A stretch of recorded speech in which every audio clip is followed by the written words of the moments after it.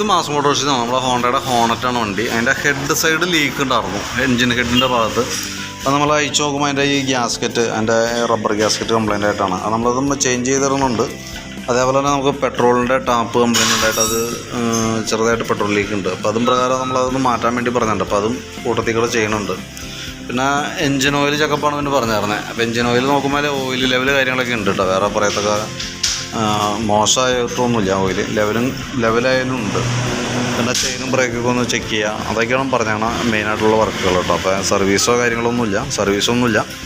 ഈ കംപ്ലയിൻറ്റ്സ് മാത്രമേ ഉള്ളൂ. ഹെഡിൻ്റെ ലീക്ക്, പെട്രോൾ ടാപ്പ് മാറ്റുക, പിന്നെ ഈ പറഞ്ഞ രീതിയിൽ കൂടെ ചെയിന് ബ്രേക്കൊക്കെ ഒന്ന് ചെക്ക് ചെയ്യുക, അതൊക്കെയാണ് മെയിനായിട്ട് പറഞ്ഞേക്കണേ. അപ്പോൾ ഞാൻ അതിൻ്റെ ഏകദേശം ഒരു എസ്റ്റിമേറ്റഡ് ഡീറ്റെയിൽസും വാട്സാപ്പിലേക്ക് ഒന്ന് സെൻഡ് ചെയ്തിട്ടേക്കാം കേട്ടോ. അപ്പോൾ വർക്ക് കംപ്ലീറ്റ് ആവണുള്ളൂ. കംപ്ലീറ്റ് ആയിക്കഴിയുമ്പോൾ എന്തെങ്കിലും കോൺടാക്റ്റ് ചെയ്യാം. ഓക്കെ.